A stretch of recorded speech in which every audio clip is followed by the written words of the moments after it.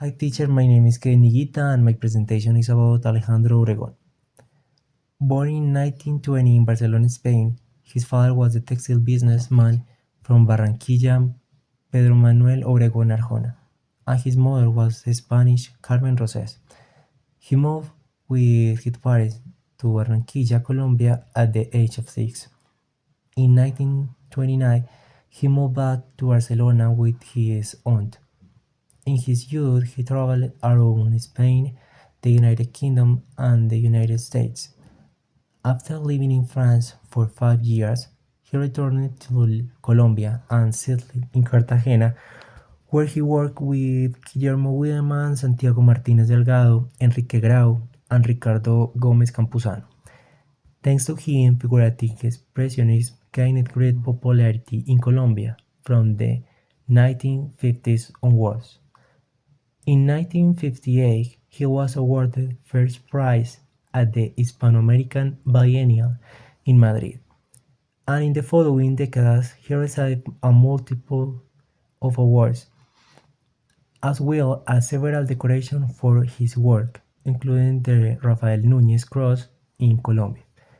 Among his best-known works are Máscaras, Homenaje a Zurbarán, Flora Anunciata en Verde, Sortilegio de Luna, and La Violencia, a work that won the National Painting Prize at the 15th National Salon of Artists in Colombia.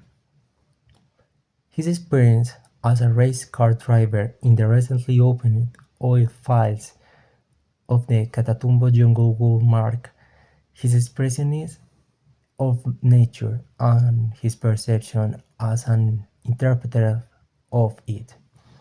Decided to devote himself to painting and not to be an industrialist like his father, he began his studies in Boston. His first semi-avant-garde attempt and spatial distortions would be made at the age of 19 with Blue Yard.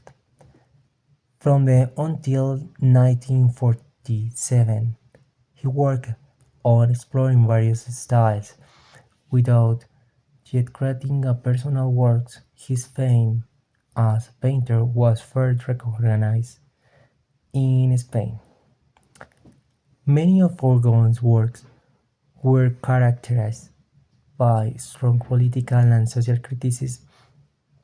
The new painters and sculptors of that time were more committed to cultural and environmental issues than to political events. The painters' contemporaries dedicated themselves to making of a revolution of an aesthetic or formal nature rather than a political one. But in this case of this artist, while working on an aesthetic revolution, he combined with the reality of the moment. This is the case of works such as El estudiante muerto and Luto por un estudiante, which allude to the events that occurred during the government of General Rojas Pinilla. The roster is famous as a symbol of his military dictatorship in the form of the 20th century perfect.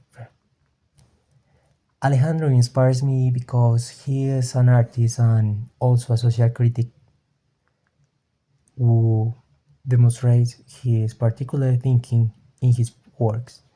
He also inspires me. Like him, I'm also an artist dedicated to the visual arts, and he's a role model and inspiration, both a thinker and as a visual artist. I nominate him because I believe that few people know him, and he's an artist who has contributed a lot to the artistical history not only of America but also of all of Latin America, telling the story of the continent through his painting.